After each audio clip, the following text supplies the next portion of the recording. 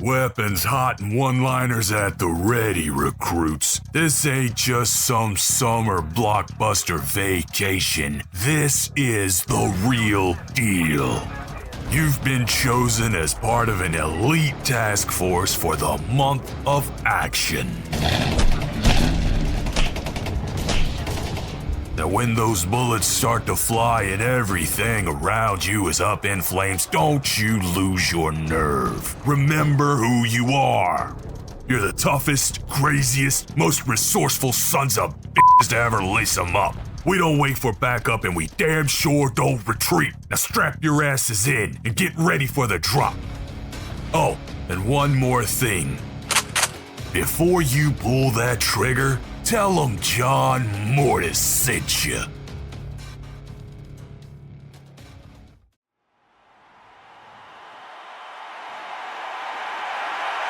Gentlemen, start your engine!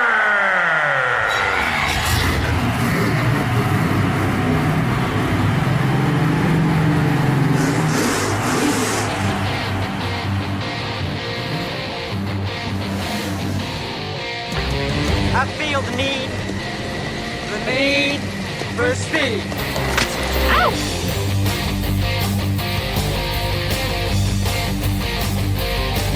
Focus. Speed. I am speed. If you ain't first, you're last.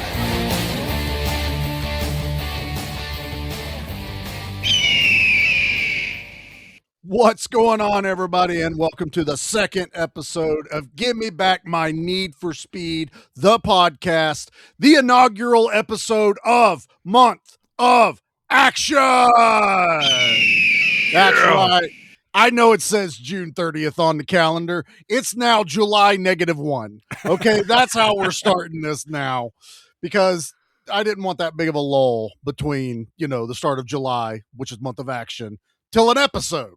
So this is it. Hell and yeah. most everybody listens after the freaking episode drops anyway. So it's going to be during July. Who cares? You're listening to it in July. There you go. That's right. All right, everybody. I am one of your hosts, Charlie. With me, as always, is the Silver Fox, Mickey. Say hello to the people. Mickey. Hello to the people. Hello to the people.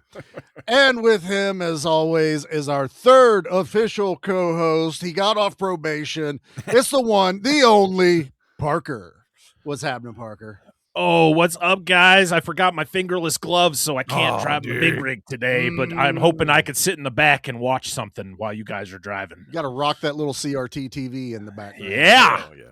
And we were supposed to have our fourth co-host showing up here, but apparently he's over the road doing some hauling right now. So let's all just keep Dan in our thoughts, and hopefully he stays out of them speed traps and none of the Smokies will catch him as he runs that big old tractor trailer of PBR down to Florida or wherever the hell he's going. But yeah, if you can't guess or didn't see, we are kicking off Month of Action with what I think is a pretty badass Need for Speed episode, action episode, and just fucking fun as always. We're doing 1998's Black Dog, starring the one, the only Patrick Swayze, Randy Travis, and the bat out of hell himself, Meatloaf. So, or what do they call him? The Hound out of hell in this movie? He's a hound from hell or something like He's that. a hound from hell. Like, we couldn't say bat. Like, really? Was that difficult It's trademark, to say? man. They didn't. Yeah. They didn't pay He He attention. was couldn't even there. afford his own trademark. Yeah, he was like, "No, you guys can't afford it." I can't. You can't afford that. Can't afford that. Can't afford the machine. Got to get the coupons. No coupons for it. Oh yeah. All right, boys. Well, let's get this trailer. It happened again, Mickey. I played a trailer and got super fucking hyped to watch the movie again. And I literally just got done watching it last night. So here we go. Black Dog trailer. Jack's driving days were over. I lost my license permanently when I went to prison. Bet you miss that life, don't you? Until the day he got an offer. I got a load I need brought up from Atlanta. It's off the books. He couldn't refuse. Even with what we both make, we are too far behind. I was offered a job today.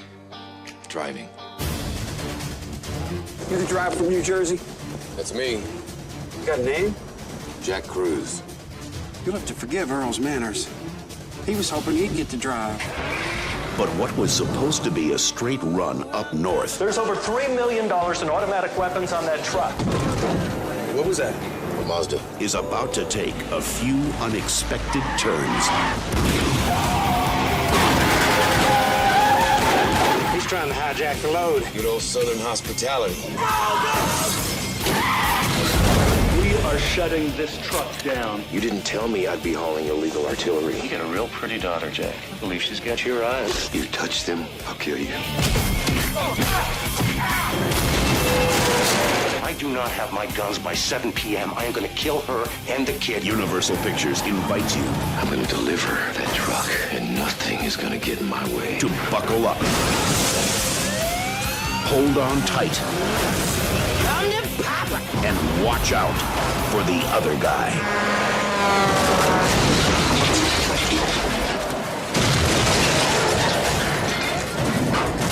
Patrick Swayze, Randy Travis, and Meatloaf. A film by the director of Passenger 57, Black Dog. You can drive. It's coming back to me.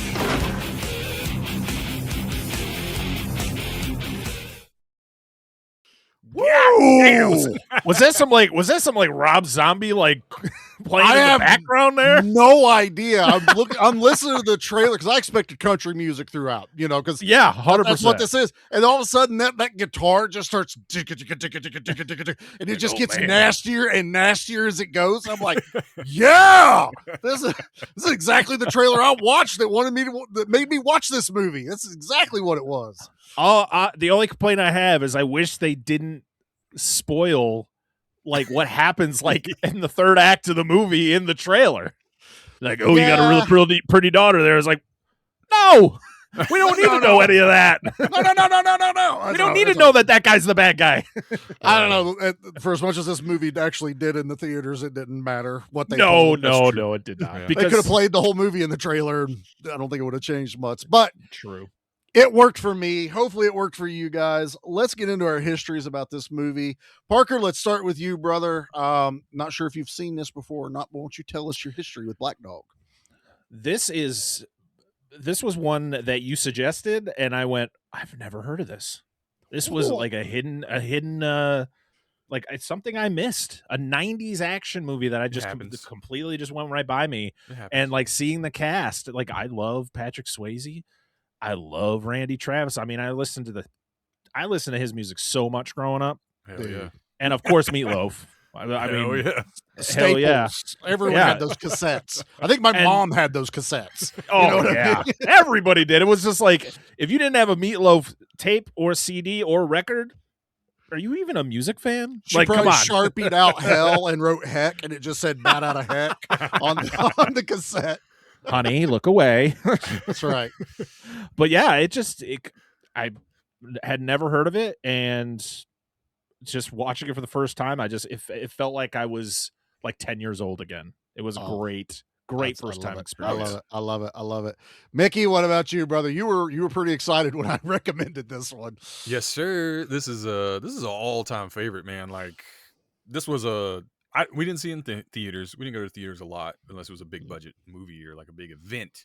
But this was like, my dad sees this in the rental store. We're watching that. Like, yes, sir. Yes, sir. We got it. We watched that thing. Dude, I was immediately like, this is great. Like, I don't remember how old I was. 1998, I was probably like 14, maybe 15. I'm not sure. Loved it. I was like, dude, this is awesome. I love Randy Travis. I love Patrick Swayze. I love Meatloaf. This is great. Let's do this again. Yeah. So this was a movie, like, I watched it so many times. Anytime it was on like Stars or USA or wherever it was on cable, I'm like, oh, we're watching Black Dog. Great soundtrack. Just a great movie, man. Yeah. I don't know. We're going to talk a lot about it, so I don't want to say too much. I love it, and I was very happy to revisit it watching it again. As most people have figured out, Mickey and I kind of parallel each other, and that's basically my history with this too. I didn't go to the theater. Big rigs and country music. I'm gonna be there. My dad was a mechanic for Pepsi, had his CDL, drove truck. My dad got an award from the military. It literally has a big tire with a wing coming out of it and basically says, can drive anything with wheels underneath. Hell yeah, dude. That's Hell my yeah. dad. That's how I grew up. So if it had vehicles, and I Badass. guarantee we saw the trailer like before another movie, like, you see it like coming soon, Black Dog. You were like, we got to find that.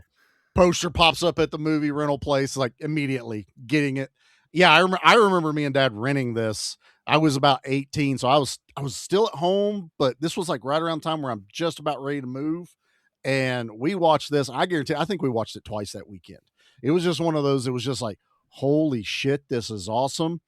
And for the longest time, I never paid attention, but this movie's only PG-13, and this is like one of my favorite action movies. And it's not even R-rated. It's the one F-bomb, which is the greatest F-bomb dropped ever in a movie, which we'll talk about that.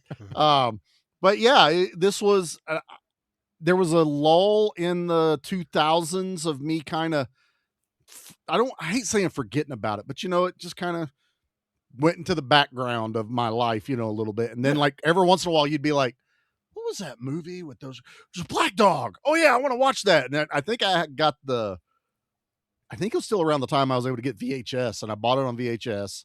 Never got it on DVD, but now I've got the Blu-ray. Dude, it was so fucking good on Blu-ray last night. It even says HD picture and theater quality sound on the back. I watched it on YouTube, like legit free. You can watch it. You guys, please go watch it if you're listening. Like, and or buy it. Beautiful. Like it was like a great quality. No, the transfer. I watched it on Plex because reasons. For reasons. I started watching on YouTube, and then I was like, "Oh shoot, it's on Plex, so I'm gonna watch it there." So no ads. Nothing wrong. We can. And find it looked great. Wherever. It looked great for a late '90s action movie. I'm not looking for crystal clear. I want that graininess. I want that. I want to feel like I'm watching it in 1998 when little 7-year-old Parker's just sitting there and watching on his tube TV, like explosions. I mean, even in HD, it still felt like a 90s action. Also, I mean, I know we harp on this a lot, but it's still a movie that had practical effects. Dude, practical explosions. Only one CGI thing, and that's the dog. The black yeah. dog. Other than that's all. Yeah. But in all reality, didn't look that bad. No, a dream. It's supposed to be a dream. Yeah, I remember originally watching it on VHS, and it looked fine. Yeah, maybe in HD, it's a little like it looks like a paper cutout running across the screen. Yeah, but but the fact that it's not real. Yeah, it's not an actual dog. It doesn't. It's supposed to be an apparition, a hallucination, so it doesn't need to actually look like anything. Although the transition from when they reveal the flashback and you see the dog and the teeth jump out at you, and then the people are there, you're like, Jesus fuck, okay, yeah, this is pretty intense. Back up. But yeah, so we can dig right into this movie. Look, as far as story goes, it's a simple enough plot. Man's out of prison, laying on hard times, just trying to do what's right. Got a family, trying to provide for them. House about to be foreclosed on, and he works for kind of a shady guy that is going to take advantage of the fact that he's a felon and an ex-truck driver. Oh no, Cutler is he's a gem in this at the end. He really turns his life around by the end of this movie. No. That actor's always a piece of shit. Or he's like a dumbass. He's one or the other. Every time I see him, I was like, I hate that motherfucker. That's the other thing about this movie is like your three mains, which was Swayze, Tritt, and Meatloaf. Everyone else is like, I've seen that guy. I know that guy. I've seen that guy. Everything. Everything. Every character actor that you've ever seen in a movie up till then, that they're in this movie. Yeah. But yeah, it's a simple enough story, but it works for me. I love it. You're invested in the family. Yeah. Got a cute little daughter, got the wife, loving, all that. I wish more, I love a good, complicated story, a deep, riveting, character-driven narrative or whatever. But dude, I really love movies like this. I don't care how thin the plot is or how predictable it is. It's fun. It's compact. It's fast. It's easy to follow, and I like that. Dumb it down for me. Keep it simple, stupid. A lot of times I say that a lot. Keep it simple, stupid. Right. That's what this reminds me of. I don't care. I know that was like the big critics thing. Like, it's a paper thin plot. I don't give a damn. Like, I can follow it. I like it. It's simple. Let's go. Exactly. It served exactly like I think. Hold on, let me look. And also, I'm there to watch big rigs blow up. I'm not there for a complicated story. Yeah, it's an hour and 29 minutes. It's a 90-minute movie. I love it. I love it. It's what we've considered perfect. When a movie hits 90 minutes, it's perfect. That is a tight ass script, and I love it. Yeah. And what it does so well is that every character that you meet, even though you see them for like a few minutes, you feel like you've known them for a long time. Yes. And like when you meet his family, like it's like you get one scene and you're like, all right, I'm set. I know exactly what's going on. He meets the other characters like Randy Travis and Meatloaf and all that. You know those guys. Like, yes. We don't need this long, complicated story about like what each person is or like their backstory and all that. You need to know what's going on with Patrick Swayze. It's basic. Ex-con, got to do a shady job. And they don't info dump you on him. That works really well. That what happened to him is dropped as the movie goes. Yes. You're just along the right. You think, okay, he fell asleep at the wheel, got, how did he get put in prison? Like all this stuff. And then, like I said, you get to that one point in the movie where you're like, Jesus Christ, that's what happened. Yeah. Honestly, could happen to anyone. That's kind of where it makes him a good, protagonist, even though what he's doing is, illegal in this movie, but he's up against the wall. He's got to provide for his family. I love one of my favorite, and as, a family man, and you're paying bills and shit, when he finds that foreclosure in the drawer that night, that his wife was kind of keeping away from him to not drop directly on him. Just that, like that sense of everything is just collapsing on you. And you're just like, fuck. Yeah. That hooks you right then and there. Because he's already told Cutler, like, fuck you, I'm not going to drive for you. And that's all. I hated that. That's Parker said something about a shirt he had. He's like, I should have worn my Maximum Overdrive shirt. It reminds me of the diner owner because he had all the he had all the felons. Yeah. So he always had something to hang over him. Yeah. So it's like, if Swayze had said no, would he have had a job? Probably not. Would he have? I mean, now once we find out how bad Cutler is, he probably would have killed Swayze.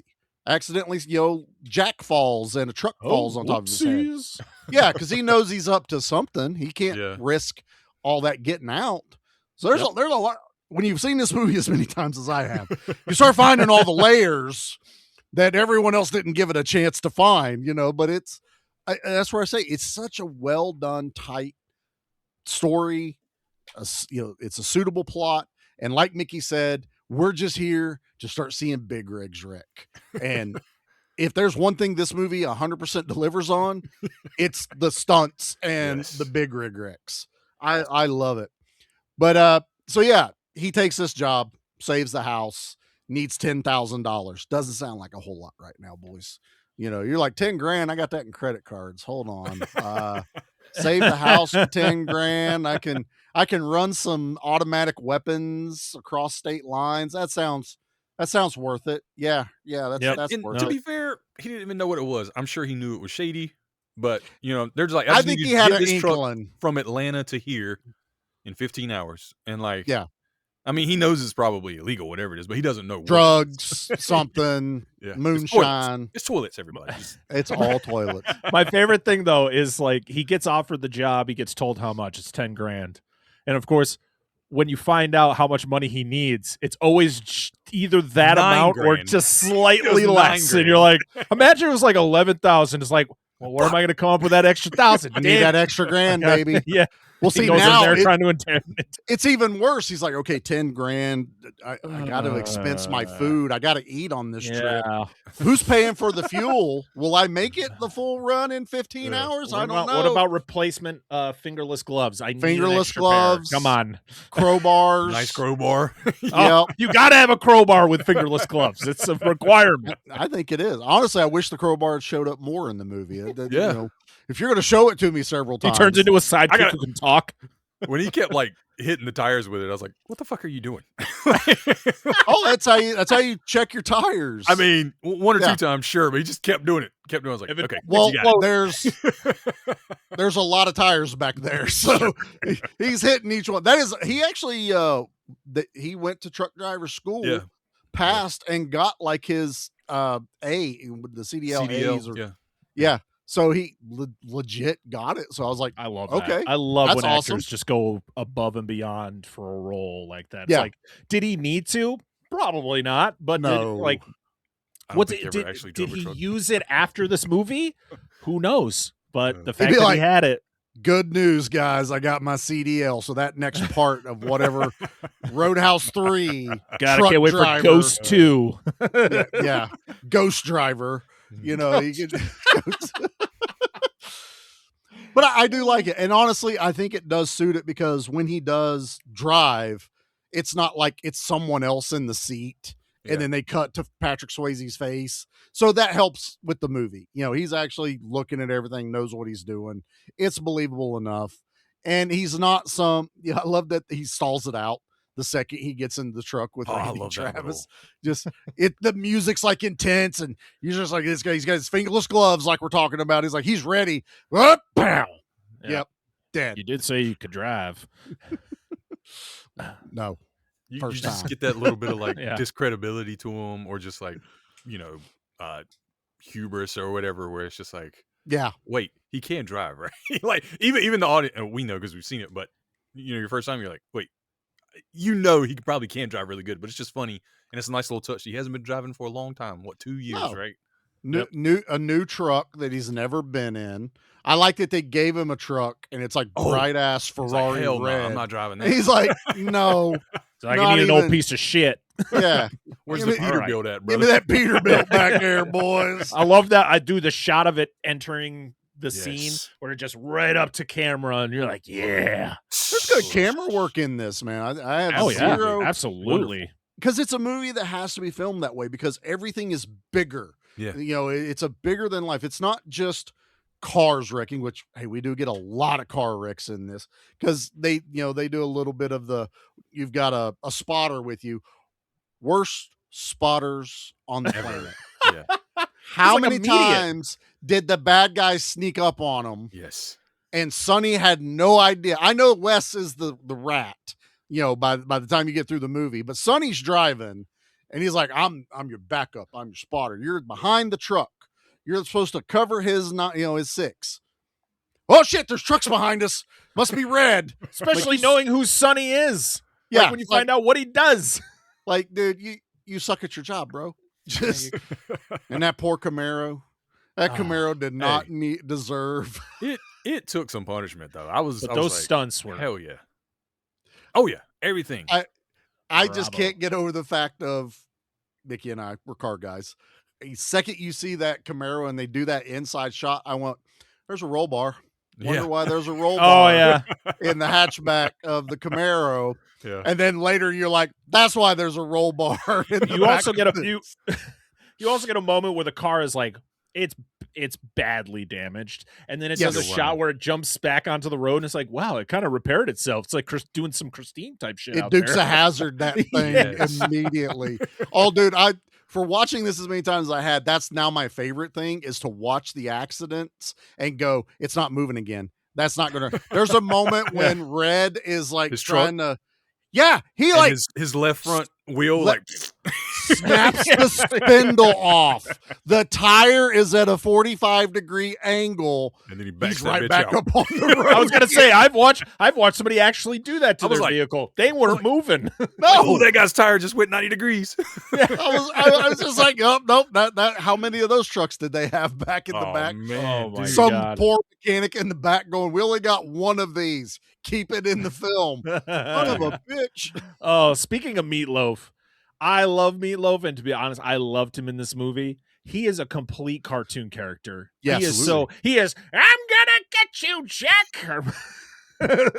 Just yelling out Bible the last quotes. thing I do. love that. Yeah. It's little things.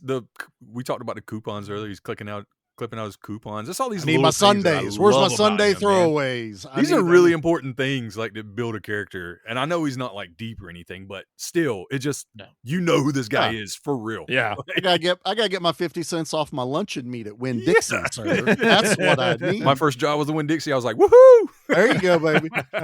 And it keeps paying off because later he's on the phone in his office and there's all these batches of coupons everywhere. So he's legitimately clipping coupons. I think one of my favorite things about the movie, and I remember watching it the first time, is the swerve of Meatloaf gets Jack into this truck, sets him up with Randy Travis. Everybody leaves from out of there. And then Meatloaf's the one that's trying to jack the load. Immediately. The entire, like, you're like, what? No subtlety. It feels really hard why didn't you just take it where you were? Everyone was on your side. Junior is your guy. Wes is your guy. Randy Travis is technically a bad guy in this, even though he's a good guy. Easily persuaded him to be like, hey, why don't we just keep this stuff? Right. So, all right. And he didn't want Randy Travis to drive, but he would have hijacked Randy Travis. Like, there is some points where you're like, I don't understand the logic here of why Meatloaf is trying to jack the load from Cutler. And they had a phone call between the two of them about getting paid a certain amount. And I'm just like, this is really complicated for gun running. Like, I don't know. I don't You'd be know like, it's against my who. religion. It'd be like, but you did what it's not like you don't do it later. Right. Yeah.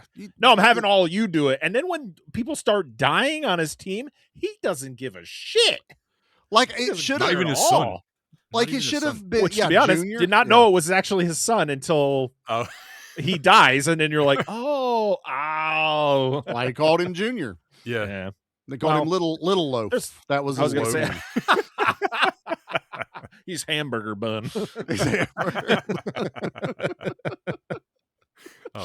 I had a joke.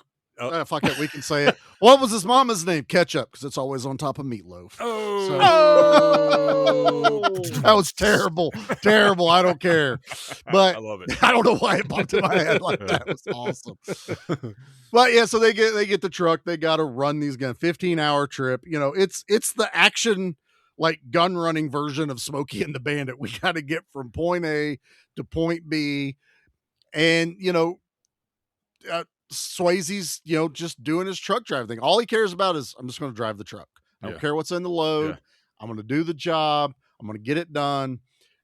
Also, even Randy Travis singing badly, I'd still rather listen to than some most current music, because he's trying to sing badly. That was hilarious. Because I love when movies do that. I'm like, dude, like, that had to be hard for him because he's really good. It had to It was be. like, he's really over. He's probably heard impressions of himself and he was like, I'm going to do that. I don't know how many times Patrick Swayze busted out laughing, because there's times he's trying to hold back a smile as he's doing that. And he's like, no, that's really, really good. I think you'll go far in this business. Don't quit your day job. It also hurts my heart because we're never getting that Randy Travis ever again. Oh, man. Yeah, I know. yeah. But he will live forever in these movies. He's a really good actor.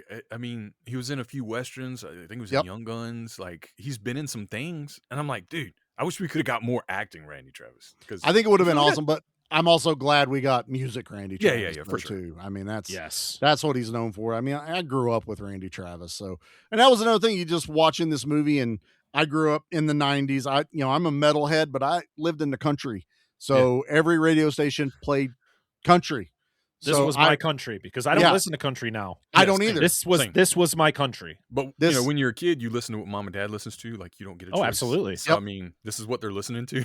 Yep. It was classic rock. Which one you want? Southern rock. Yeah, that's it. Yeah, it was literally it was the country radio station or our classic rock station.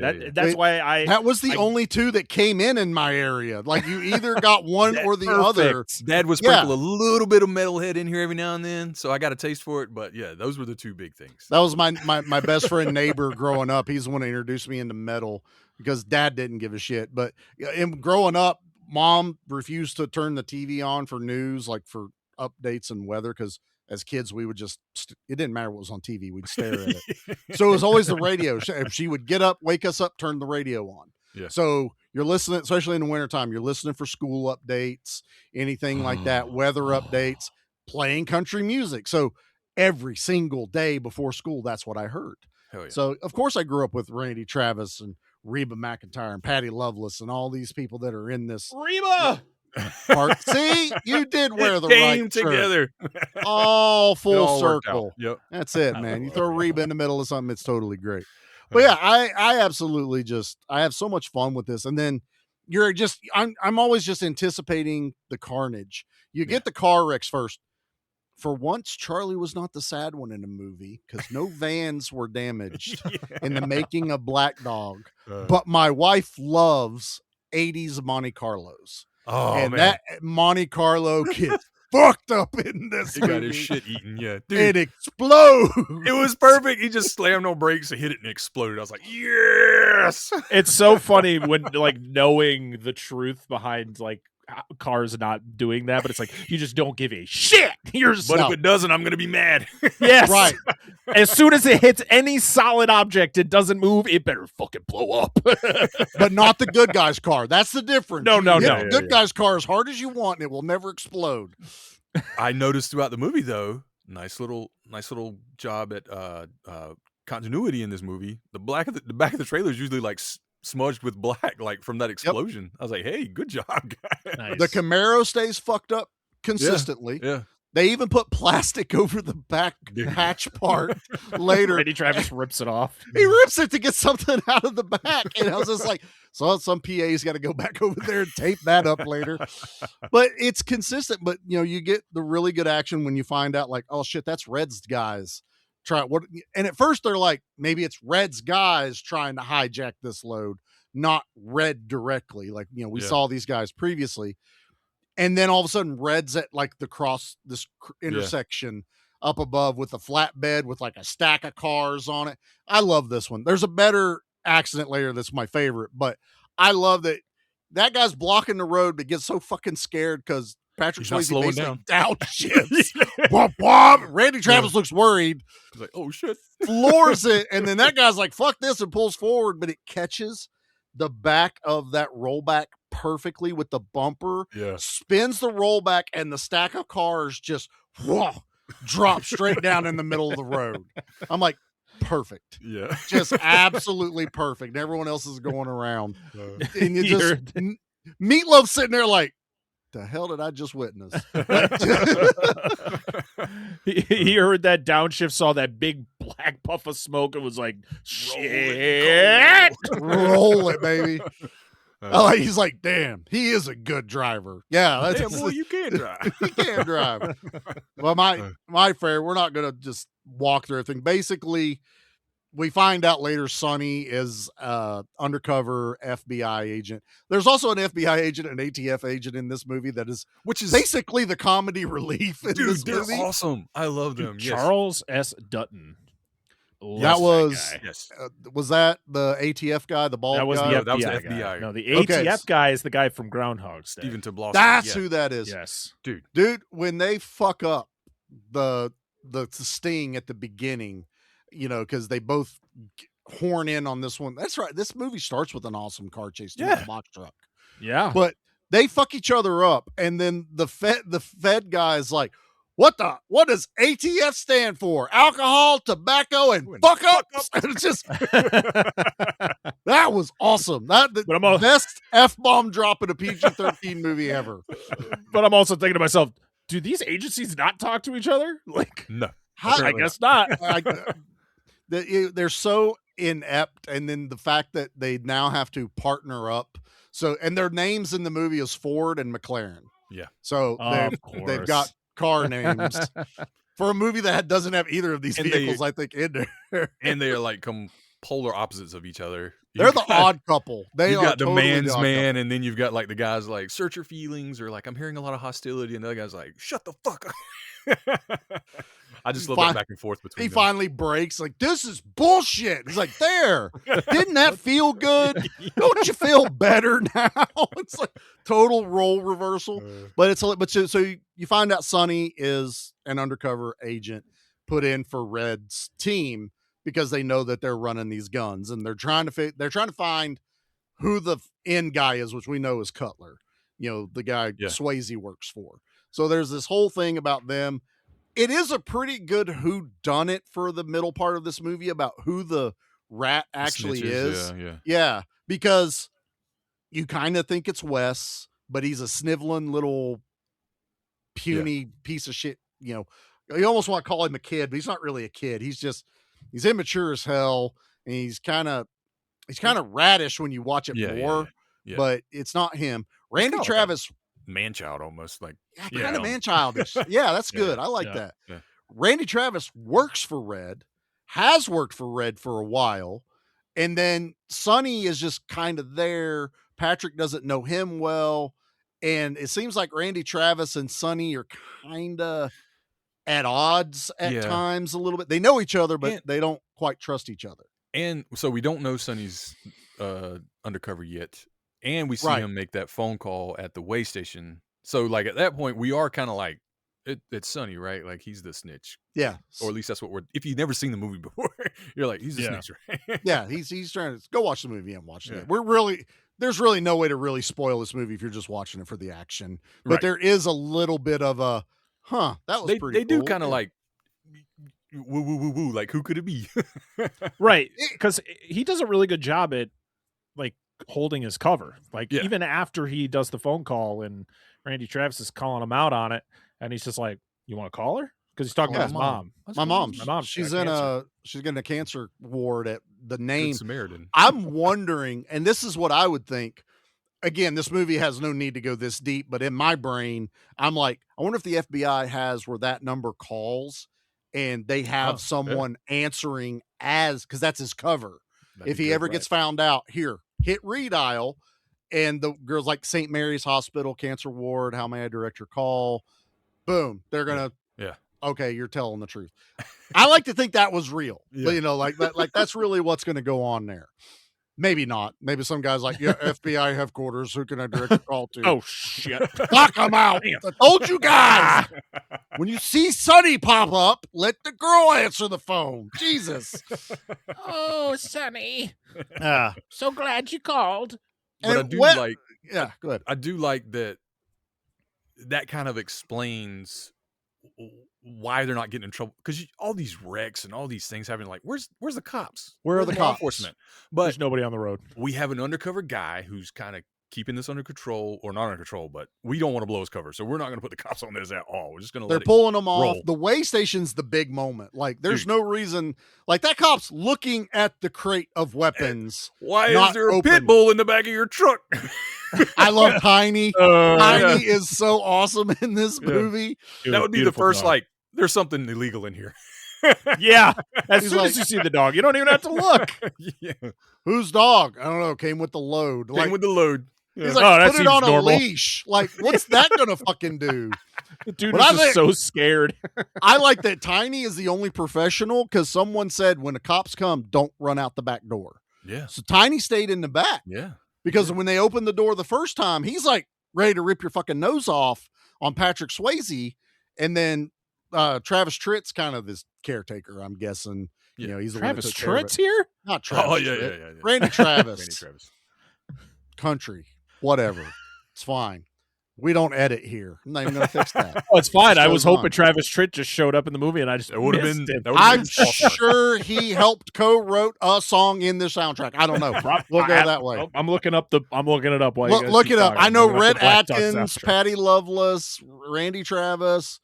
There was a couple other ones I saw, because I don't know about you boys, but I listened all the way through the credits because I was just jamming to the songs. I had to listen to the Randy Travis song. Oh, guaranteed. I was just enjoying the hell out of it. All right. So we have. Oh, who we got? Oh, sorry. We got Leanne Womack, Rhett Atkins, Big Rhett House, Atkins.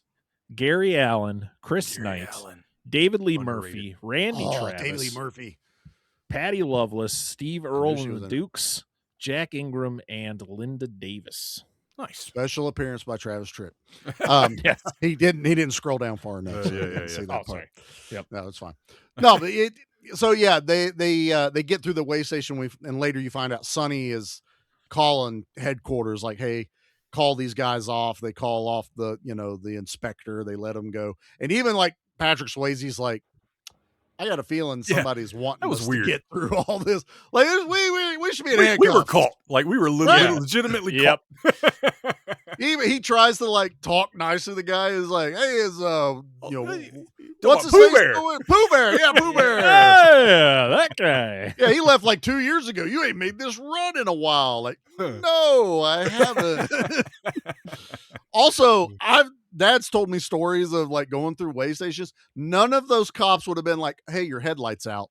They would have been like, you're red tagged till that headlight gets fixed. You're not going back on the road. Yeah. Call your mechanic. Because Dad was also the road mechanic for Pepsi. And he's like, even one of the little marker lights on the side of a trailer, if it was out and the cop was having a bad day, he would red tag them all the time and make them stay there. And Dad would have to drive the trucks once in a while. And he drove one without the light on there and got pulled over. And guy's like, red tag. Dad walks out, light bulb in his hand, swaps it. And the cop goes, you can't do that. He goes, I'm the mechanic. I can drive these and fix them. So what's the issue? Do you want me to leave, come back to the truck? He goes, all right, get out of here. But also, why can't I do this? Yeah. It's I'm weird. fixing the vehicle. It's weird DOT things Cops, man. that they, dude, there's so many things with your CDLs. Like Oh, yeah. Dad had to start having physicals constantly. And then when he got to a certain age, he's like, nah. He goes, basically, if I don't have it, they can't make me get in the truck anymore, and I'll just fix them. And I'm like, that's fair. So don't worry about getting your main CDL. But I don't know. That's just me growing up. I had a little in on all of this, and of course, Dad going there, bullshit. That was bullshit. That doesn't happen. Yeah. My little in on this movie is that it's filmed a lot in North Carolina in Wilmington. I noticed that. And I'm from North Carolina, and I spent a few years in Wilmington as a kid. My dad moved and got a job there, got a promotion there. So like, I remember us watching this movie too, and he's like, oh, that's the Waffle House on Market Street. Oh, that's Front Street right there. Oh, that's downtown. Yep. And we're like, and like, at that age, I was like, I can't tell. Watching it now, I'm like, oh yeah, I see it now. Especially the downtown stuff. Like that was very familiar. The opening sequence with the box truck, it wrecks into a Charlotte Metro bus. Yeah. And Charlotte Metro plastered on the side. And I went, I wonder where they are. Yeah. You know, and a lot of the movie takes place in Georgia and North Carolina. Like the mountain, they're going through like the Blue Ridge Mountains and Parkway and all that stuff. And like, and then after that, I don't know, they skipped to New Jersey. I don't know how that happened. They go, they make a stop in Richmond, Virginia, because that's where Wes gets on a truck and they're going backwards. But that was actually filmed. That was Wilmington too. Like I remember that. Oh yeah, as a kid. Yeah. Like we had been there before, so it was like, oh okay, yeah. It was a little tracking light that said Richmond going backwards. Yeah. I love that too, because they find out that it's being tracked by the FBI. Sonny put a tracking device in there. He gets shot during one of the incidences on the road and does the cool good guy thing. Yep. Cauterizes the wound with some gunpowder. Badass. Dude. Swayze Rambo's his arm in this, man, and it is so fucking cool. And Randy Travis watches him doing it going, in the back of his mind going, fuck. Yeah.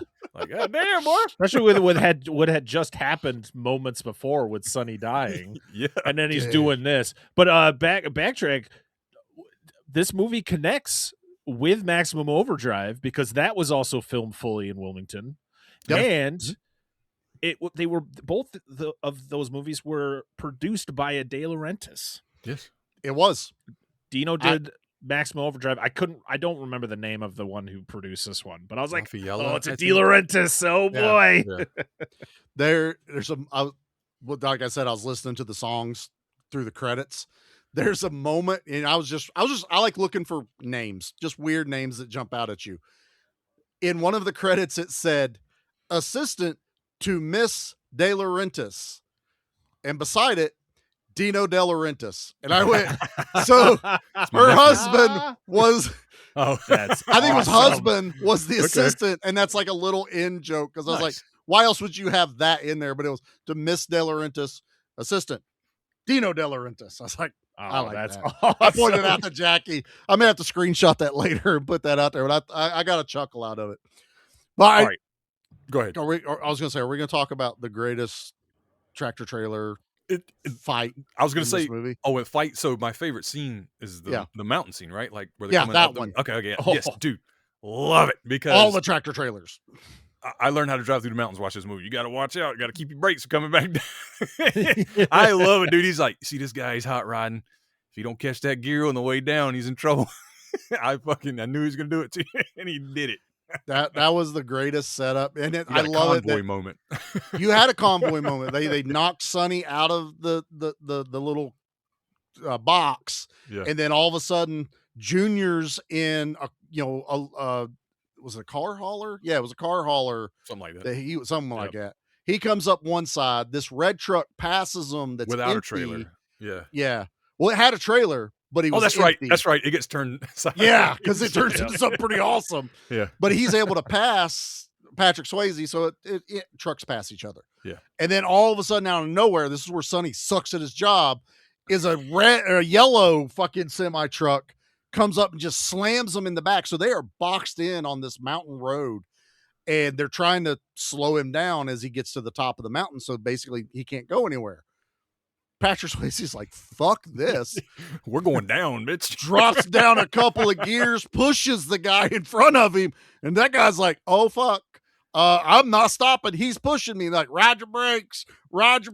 And he's like, nothing. His tires are locked up, and Swayze's freaking Peterbilt, nothing like a cat motor. Just pushing. My dad him hated up. that because he was a John Deere mechanic his whole life. Uh-huh. Right? Like he worked on like logging equipment was his he did, heavy equipment and worked on trucks too. But like anytime somebody says something about a cat, and he's like, man, fuck a cat.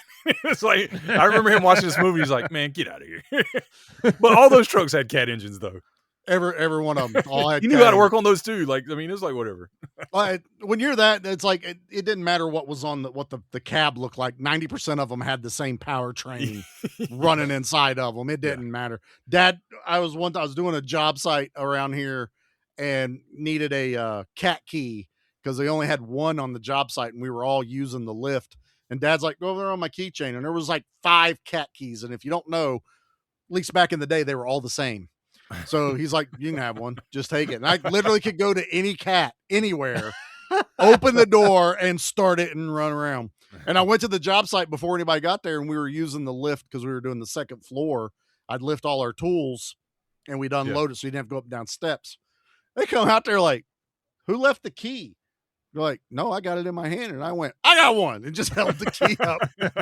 I'm like, I'm tired of waiting on you assholes. I have a key now. Yeah. But I always thought that was funny. was Always ready. Yeah. But dude, I love this tractor trailer thing, man, because Swayze is pushing this dude up this hill. And this guy's riding his brakes, which is a big no-no. You do not do that. He's better off. He should have just went and left Junior and the other guy the deal. But this guy starts getting pushed, and then he starts to what do you call it, Mickey, when you go sideways? Jackknife. He starts to jackknife that trailer, and that thing comes off, turns sideways, and it just fucking plows right through that trailer. And then I think Junior gets knocked off whenever he goes through the trailer a little bit. Well, like, this Junior thing ends causes up going into a gas station, like when they that's towards later. the bottom. Yeah, I think he ends up plowing through one side, yeah. and Swayze and them go through it the other way, and the other guy keeps coming down. Like, there's so much happening. But I love that the last 2 trucks are fighting Swayze, and the camera keeps cutting back to the red truck with no trailer because he can't do anything. He's like swerving and just shows his foot slamming the ground trying to hit that brake. And he's not wrong. Once you glaze those brakes over, you're on ice, basically. There's no, you better be grabbing as many gears as you can, trying to get it to slow down.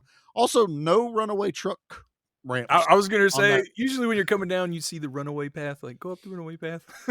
You ever go from Virginia down into North Carolina, which is coming off the mountains? There are so many runaway truck ramps up there, and you'll see like tracks through them and all the other stuff. Dad goes, those are not fun, and you're not getting back out. They got to get a record to get you back out. It's a bad day when you hit that. I'm like, but you're at least you're not going off the side of a mountain. You are thankful they're there. But it's still a bad day if you just use it. But I see them all the time. But I love this. I love this segment, man. And then they hit that mobile home. Or I think, was it a mobile home that they were hauling? Yeah, it was either half of a double wide or that a truck mobile just home. plows through that thing, dude. It's awesome. It was like you expect something like that in Lethal Weapon. Yeah. Like, that's how this truck, like, it hits a ramp, turns sideways, is on its top, flying through there. I'm also watching this going, the fuck is they doing? It's like sideways in the road, a couple of the little warning triangles in the road, but it's in a curve. Yeah. Like, you guys have a death wish. Yeah, I was like, that is the worst possible place to be. You couldn't pay me to make, even if I broke down, I'm like, no, fuck it. I'm going to coast it down the fucking mountain. I don't give a shit. Yeah. Or put someone further up in a truck blocking traffic. But it's awesome. For an action movie, Yeah. Swayze kind of gets around it, but that one dude goes flying over. And yeah, as they get going down here, they're still beating and bashing and knocking each other around. And then Junior's trying to get beside him. They're bashing into each other. And then Junior basically gets forced from I think it's a cement truck. Yeah, It's coming in his lane, and he veers off directly Right into to a gas station. Immediately into the pumps. Oh no. Who put that And gas it's- station there? And it's not just a gas station. He goes through the pumps, and there's a fueling truck at the end of it, and he bashes into that. Giant explosion. The guy comes out of the bathroom like, damn it. Should have filled up earlier. But you know, but Junior toasty. Gone. Yeah. Just toasty. What does Meatloaf say? It's like his dad. I forgot what he said. He says something like, I don't know. What never Something too about bright or learning how to something drive like better or that. something. Yeah, so should have learned how to He didn't know drive better. drive. Yeah. But he like as he like Yeah, drives he- away, they like, are. that was your kid, man.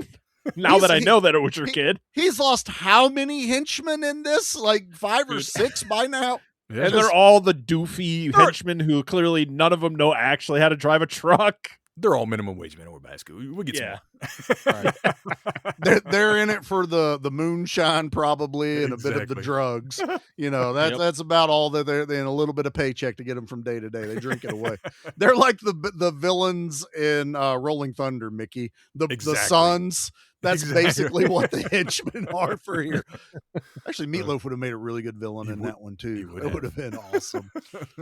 So yeah, you get this big wreck, and they Meatloaf decides his truck can now take out Patrick Swayze's big rig. And this is the part me and Mickey were F-250 talking versus about. A big rig? No, I mean, Like, that truck snaps that fucking front tire. I don't care what movie magic's involved. It goes pink yeah. and it rolls onto the side. Like, he's done.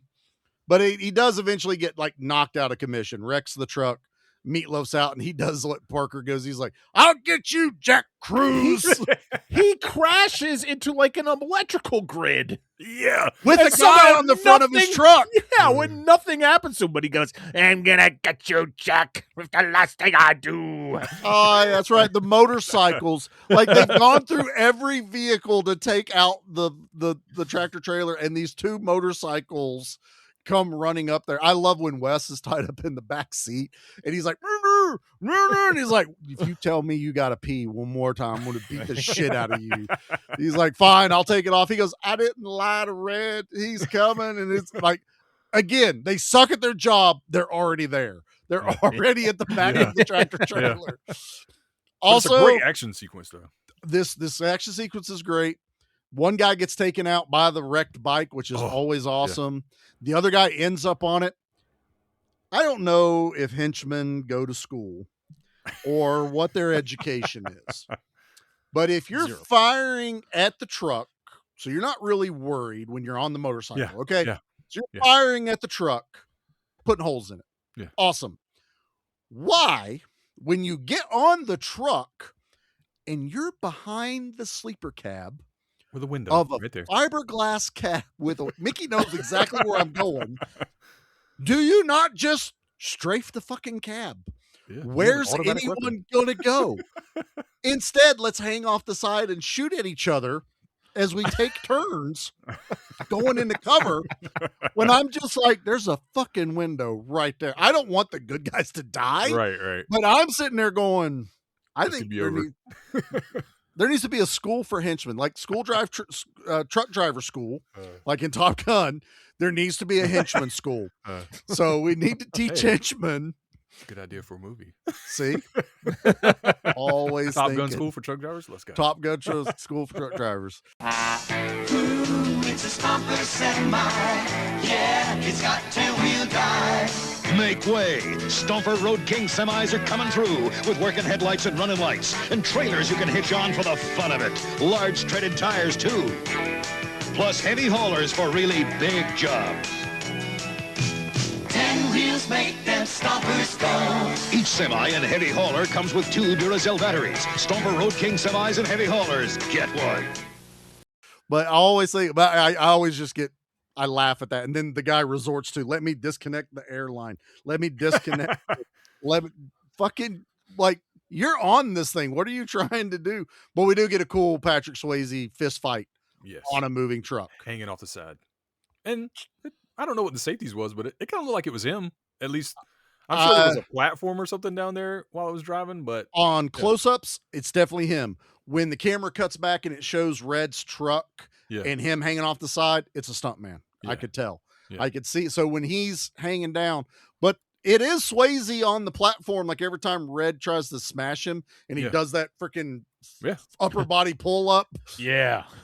Working on my upper body. Let me show everybody how tough I still am. Yeah. And, you know, Patrick Swayze's over there flexing. That's Patrick Swayze. Like he is on the back of the truck eventually fighting the guy. But you can kind of see the hair difference of the stunt driver. Plus, I think the stunt guy was a little bit more buff than Patrick in this too. In some of the scenes, I was like, he's really filling out that flannel really good all of a sudden. That's all. But it's believable. It's completely believable. And yeah, that's where he knocks the guy off the truck into Meatloaf's windshield. It's so fucking cool. And then, still like wearing Parker a said, helmet. right into the electrical. The thing's still sparking, and he goes to open the door to get out of the truck before the camera cuts. I'm like, what are you doing, dude? Like, you are not invincible. You're not touched by God. Might be. It I just don't know. explodes. He gets out. That would have been hilarious. The beauty of this movie does, though, the movie's not done, but you forget about Meatloaf for like a good 10 minutes of this movie. Because now you get into Swayze's like, all right, I'm taking care of Meatloaf. Let me call Cutler, and I'm going to be like, I'm fucking out. Lo and behold, unbeknownst to Swayze, Cutler has kidnapped his wife and daughter because he needs to have something, because he knew shit was going to go sideways. Red was involved. Swayze's a good guy. He's like, this guy's going to be trouble. I already know it. Let's go kidnap the wife and daughter. And so when Swayze tries to call him, he's like, yeah, well, you're still going to do it because I'll kill him if you don't, you know, that old bad guy cliche, no problem with it. I'm here for it. Yeah, exactly. And Swayze comes up, I think a pretty damn good plan, you know, uses Wes as a scapegoat to get a hold of the FBI. Because he was trying to call and nobody would let him talk to the be guy. fair. Well, sure. Yeah. But that the good sounds like idea something a bad guy would say. Hey, would you put me in charge of whoever was in charge of this sting going on here? No, don't worry about who I am. That's fine. It's fine. Here's my question though, like, because he hid that transponder or beacon, whatever, on that truck, but Wes had to know, right? Because his instructions were to call when the cops showed up. So as soon as the cops pulled him over, he dialed Cruz's number. I was a little confused on that, so I don't know if maybe they filmed it one way and then changed it story-wise, because it does feel like Wes is set up. Yeah. But Wes does look surprised when when they're pulled over. But he's handing him the phone. Yeah. Yeah. He's like, I have him on the phone. So I'm wondering maybe, and again, the movie doesn't need to be this deep, but it's like maybe Swayze was like, hey, if for some reason you get stopped by the police, call me. Yeah, maybe. Yeah. Because otherwise, why not just put the transponder on Wes in his pocket and be like, here's the transponder. Or he didn't trust Wes. That's true too. That's a good one. I like that one. Yeah. He didn't trust Wes. He'd think he'd turn it off so he can get out. So he sticks it to the truck. We're going to go with that one. So, but yeah, now the FBI and the ATF think they're going the wrong way. Shit's done gone sideways. And so they pull over Wes and this other truck, and Swayze gets to talk to him, sets up a whole big elaborate plan at the end of this which is fine. He gets Cutler. He's like, look, I'll meet you at the dock because they work at the docks.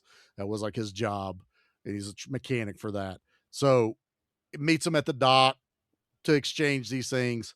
He got there pretty quick. I think he told him it was like 2.5-ish hours. I bet he was an hour out because just set that up, get the crane going, get the tractor trailer bed onto the crane, and teach Randy Travis what levers to push.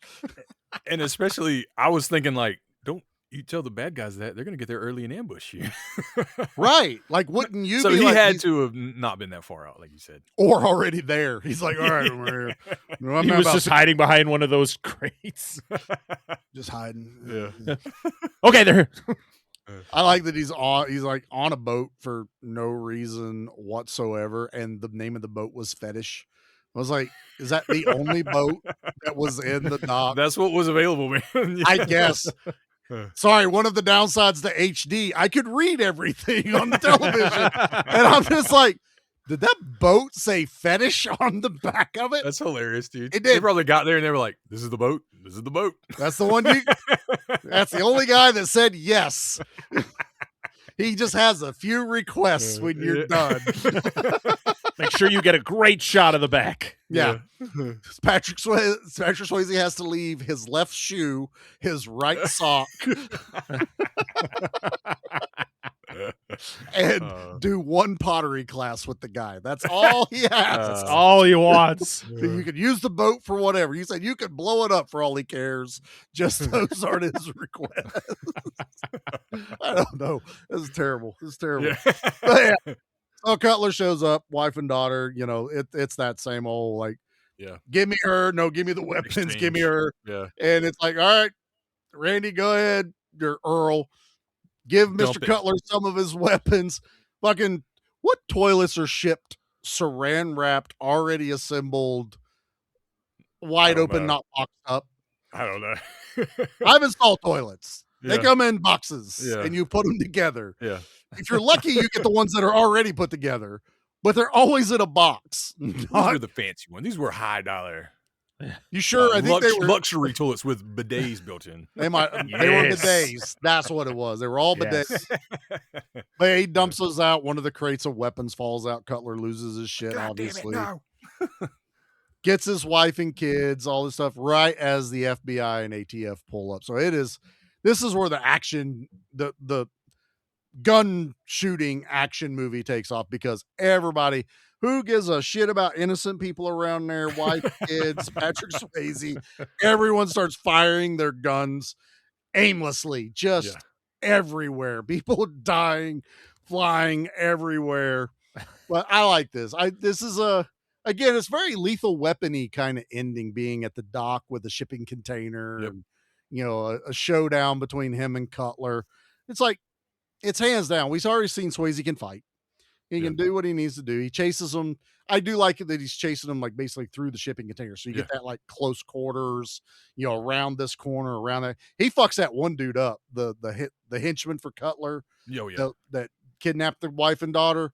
Man, he catches that dude hard. And he's got the gunshot wound, everything. Knocks him the fuck out. And then takes out Cutler, beats the shit out of him basically till the cops pull him off. Yeah. And I'm here for it. Oh, he was going to kill him. He had him in the chokehold. He was ready to go. I've seen Roadhouse. Yeah. I've seen it. He's going to rip that throat out, man. Just, just boom. Used to fuck guys like that in prison. Yeah, he did. Never understood that. No. I don't like that. But so, and cops show up, arrest Cutler. We get an end of a movie, you know. I know. I've seen this movie so many times. Even I forgot again. I'm telling you, I was like, oh man, what a nice ending. You completely, it's out of your brain that something is still going to happen because he's getting patched up. You get a moment with Randy Travis. They got the dog, the girl, you know, the dog likes her. Hey, take care of Tiny for me. It's happy ending. Dude, we're going to pay for your house. Yeah, the FBI comes over. Yeah, can you drive you the just truck got a blank to the check, buddy. Can you drive the impound lot? I don't have my license. You got your driver's license back, dude. This is the Wayne's Cops are World not ending. Super duper happy ending. All of the super duper happy ending. His wife just not in lingerie or in a bikini or anything. But yeah, you're like, oh, this is awesome. Hey, can we all ride? We can still go to my ball game tonight. Yeah, happy family moment. Why are we watching Patrick Swayze and his wife and we're daughter dragging this out? Why are we in the dragging this out? truck? Okay, we're all right. We're still going. Cool. Boom! Out of nowhere. Bat out of hell, fucking Meatloaf in a little stubby semi truck, a little bit smaller, comes out of nowhere, like just bashing and crashing into Swayze. This whole ending segment. I love this ending segment. I love this road. They're going through the port or whatever, and they go through that warehouse, and somebody has conveniently set up piles of dirt. Piles of big old piles of bottles or what, I can't remember what it was they ran through. Like water bottles or something. If there was a guy with a produce cart, he would have been going across there too. Exactly.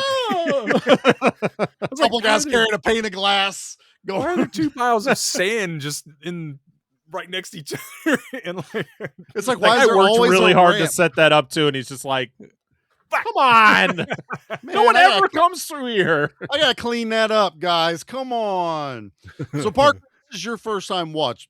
What was your reaction to this ending? Like how we described it? I thought it was over, and I'm sitting there, and I'm just like, okay, you get the lasting conversation with the family, and then you know you're waiting for Black, and then you're waiting for an epic song to play over the credits, and then Meatloaf just shows back up, and I went, I forgot about him. I forgot he didn't die in that scenario he should have died in. But oh my God, I was like, it like woke me up. I'm watching this late at night. I was a little tired. I was like, perfect time to end this movie. I need to go to bed. And then as soon as he hits Swayze with his truck, I was like, I got a burst of energy. I was like, I'm good for another hour now. What is happening? He starts like spouting, verses and all kinds of stuff at him, yelling at each other through the window back and forth. The wife's like, who is that? And he's like, Red. And he's like, what's he want? Me. You're like, damn. Such but an epic. It's so good. And, you think you've seen all of the carnage that can happen with a semi truck. No. This goes on for a solid probably 5 minutes. Yeah, it's a good one. I'm not saying that drags in 5 minutes. No. I'm saying you're like, holy shit, this is awesome. And it keeps going till the fact that they're running through the building and there's only one door out or something like I think it's like two doors. Swayze has one and Meatloaf's at the other dock door. But his Swayze's is still attached to the asphalt outside, like it's a flat one. Okay. But Meatloaf goes out the dock because he goes out flying out those doors and hits that pile of sand, dirt, whatever it is, flips sideways. I mean, this truck is gone. The cab of the truck is crushed, smashed, everything, catches fire, the whole shebang. And then he's hit by a fucking train. Yes. Yes. Who put that train there? Oh, man. Wow. He's dead. Bam. Oh, yeah, he's really fucking dead. Like, we're not going to let anyone think he's coming back for the sequel. Yeah. And I had to do it. I don't know why Charlie's king of bad jokes tonight, but Jackie's watching this movie with me, and that happens, and I went, somebody burnt the meatloaf, and she fucking lost it when I said that. Like, what's he getting ready to say now? But meatloaf's on fire. Somebody burnt the meatloaf. So good. So good. And then it ends. Then they're in the truck. Movie ends, roll credits, helicopter panning across, doing the final shot. Yes. And Randy Travis is singing us a song on the way out of Black Dog. I don't know. This movie's maybe felt like a little difficult to talk about because it's just car wreck, awesome scene, car wreck. There's so many scenes we didn't even mention in this movie. There's so much more. We didn't touch all of them. There's a ton of that. Poor Camaro was on grass and dirt more than it was on asphalt in this movie. The amount of times. I also love they do that scene where Red does run him off the Camaro off the road, and they're like following beside the main road, and you're looking like it's supposed to be like rugged terrain, but there's car tracks. Like, how many takes have you guys ran? Because there's grass, but there's also dirt tracks running through there. And I'm like, you guys have done this a few times, and I can tell that's not a normal path for somebody to go.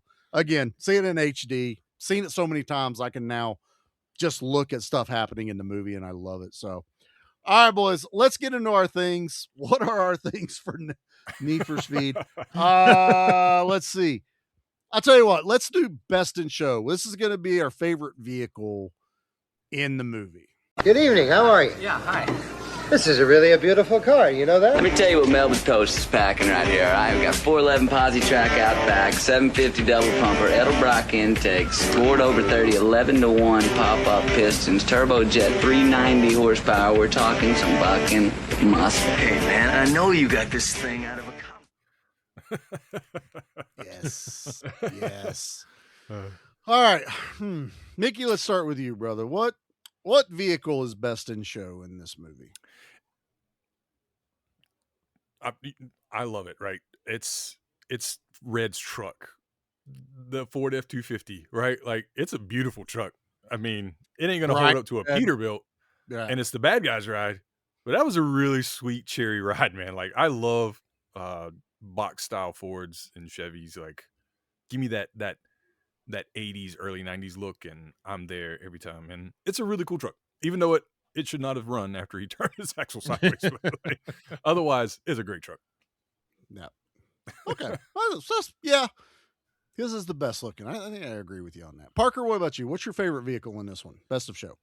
Oh, I'm gonna go with that Monte Carlo that the henchmen first show up in. It is a good one. I love the color, and I just love Monte Carlos. And that thing, it's like that gold, that dirty gold color. Yeah. It's just a sexy car, and it's unfortunate what happens to it.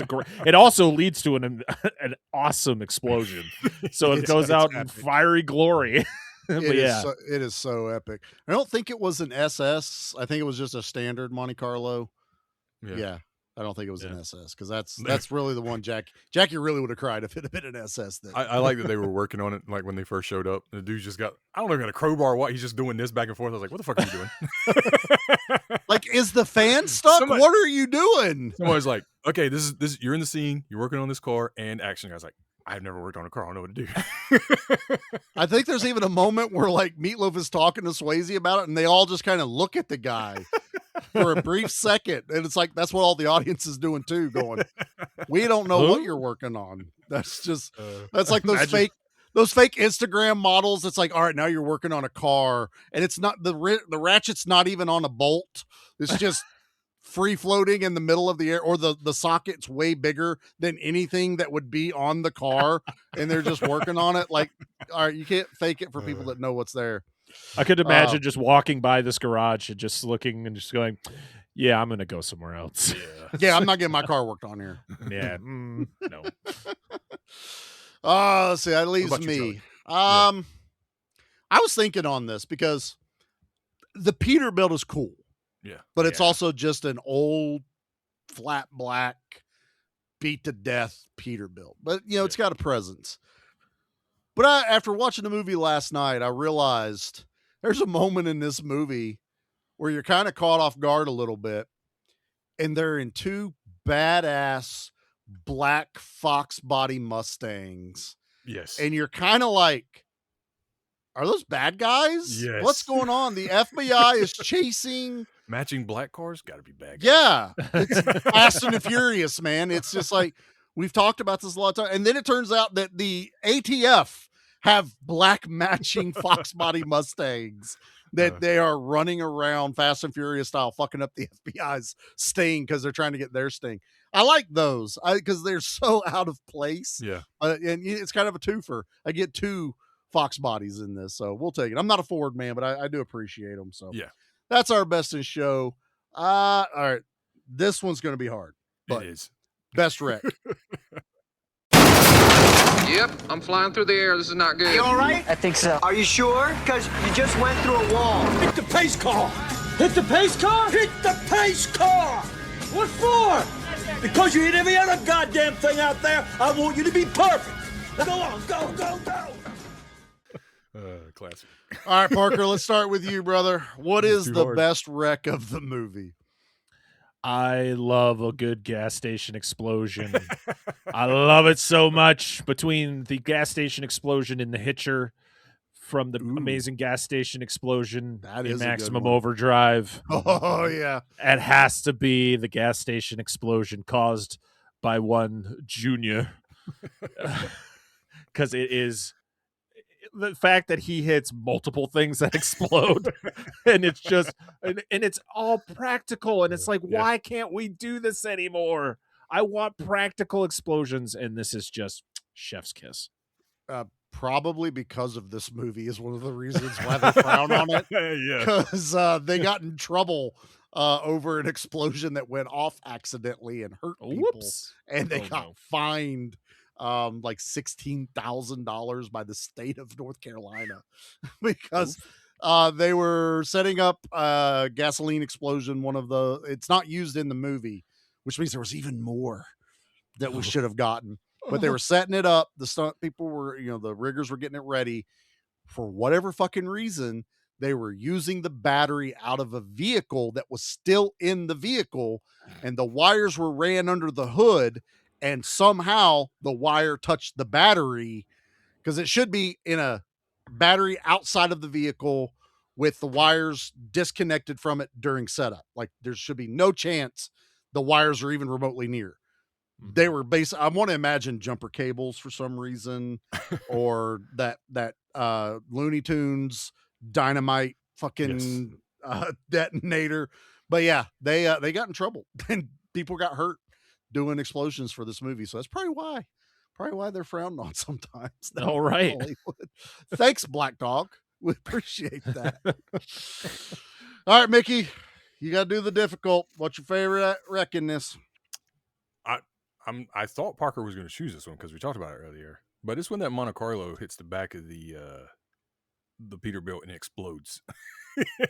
I mean, it's cool because this isn't our first time seeing Jack be a like really good driver, but like it's the time when it's like, this is the most badass to me because he just like fucking hits the brakes. What's cool about it is they're hitting that Camaro, they T-boned it, and they're just pushing it sideways. And they back up and they hit it again. And then I don't know why they couldn't think about this. Cruiser's like, hey, next time he does that, he backs off. I want you to floor it. He's like, I'll try. I was like, no, you fucking floor it. No, you will do. And so they back off. He yells, do it now. And he takes off, and that car like takes off, and he slams the brakes and hits the back of that truck. And it's just really cool sequence. And I love it. It's the perfect explosion, and it's badass. That's going to be my wreck. Hell yeah. How about That's you? Awesome. I think we're all just going to pick different ones because there's so many in here. Yeah, but there's plenty to choose from. We talked about it, and it's when Meatloaf goes fucking flying out of the dock door, flipping upside down, smashing the cab, sliding across the parking lot. Oh yeah, there's train tracks, and lands on a train track. As a train is barreling through, like it should be going way slower than this. It doesn't matter, but it just plows through his truck. Boom! Burnt Meatloaf. So he's already dead. He's already dead. He's died 27 times in this movie. Yeah. Who put that train there? Well, I love it. I love that one. I love every wreck and action sequence in this movie. None of them are bad. None of them are even like roll your eyes level, like, oh, that would never happen. They feel like accidents that could happen. Yeah, going through the gas station into a fuel truck, it's very, like a lot of and then, but you can lose control of a tractor trailer. That's a lot of metal and weight and everything. You're trying to stop on a dime. People that pull in front of tractor trailers when you're coming to a stoplight or you're trying to pass them to get to your exit. Fuck you. Oh God. People coming off them entrance ramps trying to like merge in. Like, dude, you're not only going to hurt the truck driver, you're going to die. Okay, your car is not going to survive what is not about gonna to win happen this. to you. No. They can't stop like your little fucking Toyota hybrid, whatever can. It was a Mazda. That's right. What was that? The Mazda. Fucking love it. So good.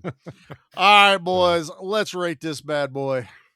I'm sort of embarrassed to be this close to you. Yeah, well, I'm not surprised. Driving a field car. Field car? What's field car? Field car runs through the fields, drops cow shit all over the place to make the lettuce grow. Now, I owe it to myself to tell you, Mr. Griswold, that if you're thinking of taking the tribe cross-country, this is the automobile you should be using, the Wagon Queen family truckster. You think you hate it now, but wait till you drive it. The car's got a lot of pickup. It's got a cop motor, a 440 cubic inch plant. It's got cop tires, cop suspension, cop shocks. It's a model made before catalytic converters, so it'll run good on regular gas. What do you say? Is it the new Bluesmobile or what? Woo! Listen to her purr. You ever heard anything so sweet? You know, if you two want to get a room, just let me know, Dean. Oh, don't listen to him, baby. He doesn't understand us. Love me some baby. Yeah. All right. I think we all need to remember our rating scale here. If I'm not mistaken, it's Pure Muscle, Daily Driver, and Lemon. Yep. That is our rating scale here. So, Mickey, why don't you kick us off here, brother? What are you rating Black Dog? Final thoughts here. I've already said how I love how tight this script is. The pacing is amazing. It is a freight train, right? Like it's a truck and it ain't stopping for nothing. We do get little breaks here and there, but it's perfect. It's just well balanced to me. And I love how simple it is. I don't care how thin the plot is. I've already said that. Just so many badass car chases and wreck scenes and explosions and just these almost comical villains are awesome. I love it. Patrick Swayze is great in this. I said already, Randy Travis, I wish I had seen more of him in movies. Yeah, it's just good, top to bottom, man. Dude, it's pure muscle. I could watch this movie over and over again, and it really helps that it's under an hour and a half. It's perfect. Yeah. I love this movie. I don't care what the critics said. I don't care that it didn't make any money. And dude, again, all these practical things. None of this was CGI. We're blowing up real cars. We're turning them over. We're hitting them with trains. This is what we're doing, man. Like that's awesome. And Parker said, I wish we could go back to this. I do too, man. I know we do get a little bit here and there on these big budget films. Yeah, they try. But 9 times out of 10, they're going to CGI an explosion or something like that. And it sucks. I don't know if we'll ever get back to it. You know what I mean? I don't know if we'll ever get back to it. I hope we do at some point. Maybe if gas prices go down, we can afford some gas. Yeah. Explosions again. Yeah. And it'll also drive prices up on some of these cars, making them rare. Like, just don't do it to vans. That's all I ask. Just no vans. Yeah, dude. Pure muscle Black Dog rules. Fuck yeah. Love it. Parker, brother, this is the first time watch for you. What's your final thoughts on Black Dog? This was a blast. Again, this is I don't give a shit if the plot is simple. I don't care that, the twists and turns are fantastic. The practical explosions gave me a massive thing I can't say on YouTube. I'm just so pumped up, man. Like when Junior blows up, I'm just like, absolute cinema. Just I want more. And we got more. And Patrick Swayze is a badass. Randy Travis is a badass. Like everyone in this movie is good at what they're doing. Yeah. And Meatloaf, as cartoonish as he is still so much fun to watch. Just him literally just, all right, well, I failed here. Time to go to point B. Oh, I failed here. Time to go to point C. Like, it's just fantastic. And it ends, and the little twist with the added ending with Meatloaf, chef's kiss. This is absolute muscle. This is pure muscle at its finest. I don't need to say anymore. High octane, baby. I love it. Yes. Love it. Rocket love it, fuel. Love it. Hell yeah. Give me the rocket fuel to the moon. All right. Well, I guess that leaves me. There's no hiding it. I picked this movie. This is to keep with the car themes. This movie fires on all cylinders. It gives me everything I want. super fast pacing, simple enough plot to keep me entertained. I can follow it. I'm not, it's only from watching it so many times do I start going, wait a minute. That's it. When you're first watching this the first like at least 10 times, you don't give a shit. Round 15, 20, you start going, if that was me, I would strafe the fucking machine gun across the back of the cab. I absolutely adore Meatloaf. I love basically anything Meatloaf is in, because not only is he a fantastic singer, he is a great actor, and he even shows that in his music with the level of the music videos that he does and stuff like that. So that man is just a performer, and yeah, he is the most vicious Saturday morning cartoon villain that you could. And that's, again, Mickey and I talk about this a lot. I want to have a really good villain. You need a good villain that you hate. You get 2 of them in this movie, and a huge body count for PG-13. Like Mickey's talking about, this was probably on cable and stuff like that. All they had to do was cut out the F-bomb the FBI agent drops. There's nothing else that had to be cut for this movie other than for time. And let me tell you, they're not cutting any of the explosions out for time. They're going to be cutting out some talking for time on old USA and TBS and all that. But I love this movie when it came out. I love this movie still. It is 100% pure, absolute, unadulterated muscle, man.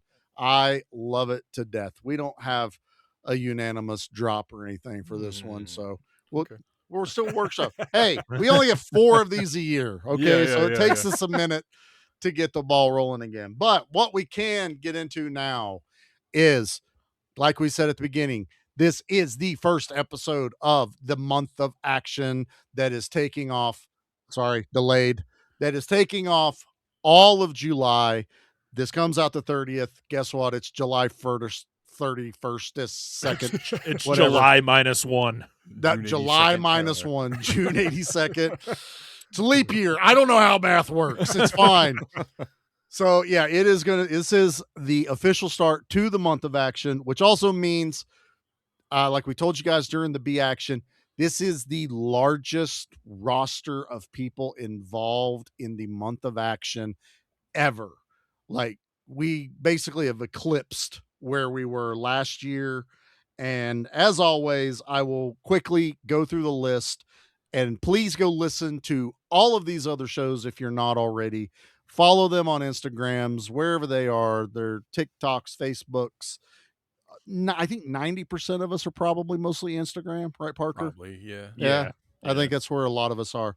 But as far as the most recent update, because we're recording this early, from Dustin, we have, of course, the Gimme Back My podcast, the B Action, Flicks and Friends, the Baron's Hideout, Old Man Brad, Dissect That Film, Bad Movies, Worst People, Geeks with Beards, Screams from the Basement, Spoils of Horror, A God Above, Captain Steve, Movie Dumpster, Good Beer, Bad Movie Night, Lucha Steve, Surge, Brainbuster Video, After Hours Cinema Review with Pete and Anna, B-Movie Brain, The Monster Zone, Video Villa, Pizza Bone, and yeah, I already said Lucha Steve because Dustin asked something else in the chat there that I was reading. So yeah, that is 1, 2, 3, 4, 5, 6, 7, 8, 9, 10, 11, 12, 13, 14, 15, 16, 17, 18, 19, 20, 21, 22. And that is the most recent list. So if someone's been added since we've recorded this and the actual month has started, don't worry, I will be reading the updated ones on the next episodes that happen. So yeah, a lot of people involved in the month. It's the hottest new trend sweeping the nation, everybody. It is, man. Yeah. Everybody wants to be a part of it.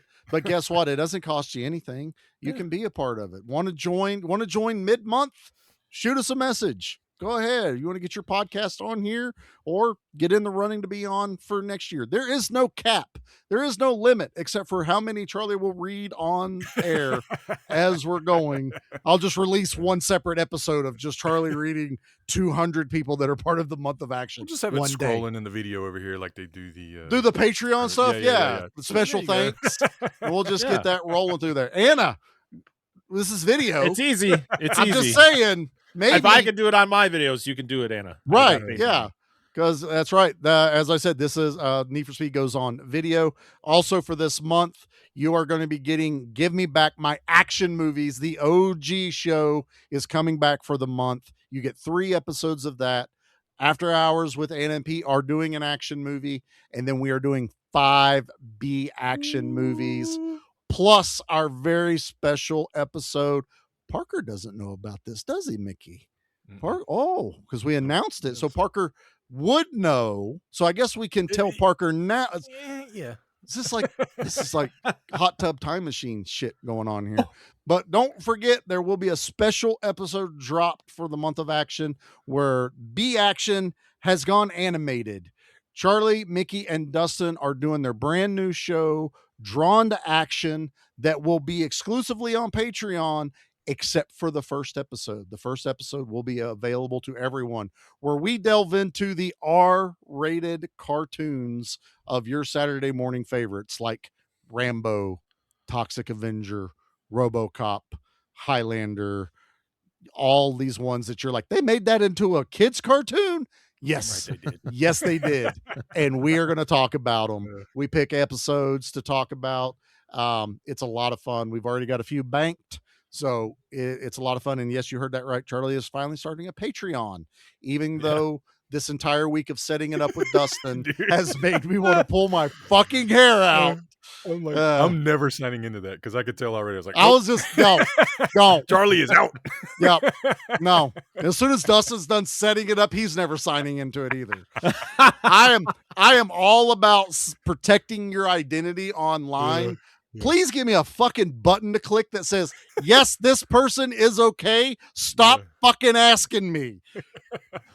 Because Dustin likes to do stuff at weird hours throughout the day when Charlie's doing other shit. It's just like, I don't want to fucking authenticate this right now.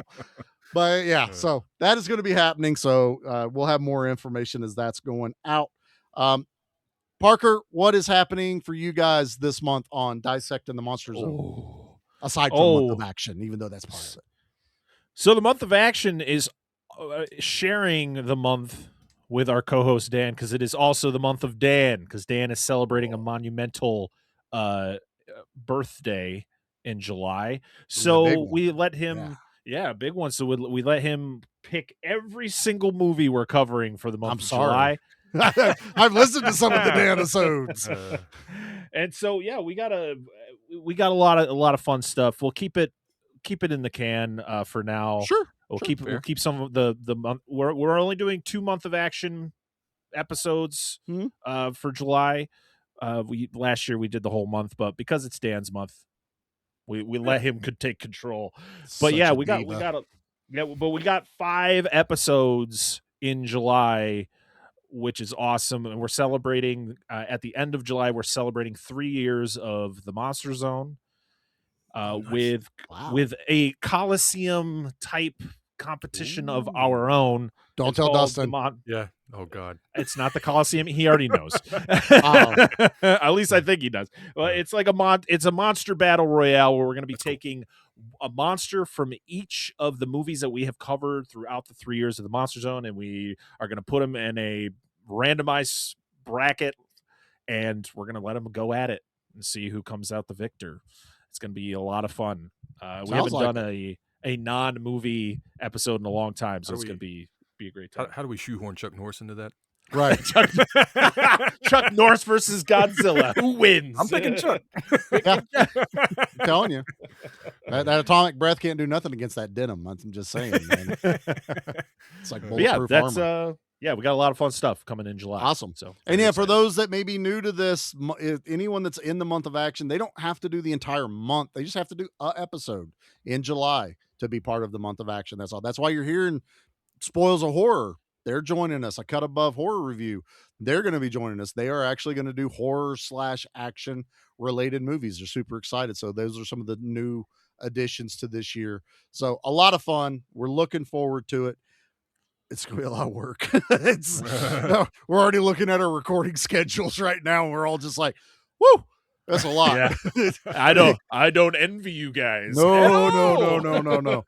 Thankfully, the Action Elite is on another hiatus because our fearless leader Owen is moving. So he's like, we'll be back in August maybe. And I went, whew, okay. One less live stream Charlie's got to do each week. That saves me a little bit of time. So, yep, we are really looking forward to it. I love the month of action. It is my Christmas. And I guess I can tell everybody next week will be the first episode for the month is B Action. We're doing Harley Davidson, the Harley Davidson and the Marlboro Man. Harley Davidson, the Marlboro Man. I could not get that out of my head for some reason. Because I was like, Harley Davidson Man? That's not right.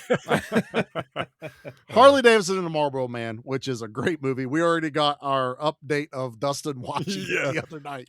And I'm like, whew, that's me. I was a little worried. I wasn't. I was like, he's going to love this movie. I wasn't sure how he would like the way the story goes. You know what I mean? Yeah. It does go weird for anyone that's never seen the movie. On Tubi right now if you want to watch it. But yeah, we're kicking that off. But the very first Give Me Back episode, Pete and I are going to be covering a 90s classic, one near and dear to my heart. We're doing Robin Hood, Prince of Thieves, starring the one, the only Kevin Costner. And yep, I got my Arrow 4K just in time to review this for Month of Action. So I cannot wait. Director's cut. Here I come, baby. Way more Costner ass. That's all I want more of. Yeah, ton of fun. Looking forward to it. Am I forgetting anything, boys? No, I don't think so. No, I think you got it. Just that it's the Month of Action. Let's get out of here. That was one hell of an action sequence, soldier. I haven't seen shooting like that since the Battle of New Hope. The Month of Action couldn't have done it without you. Mission accomplished.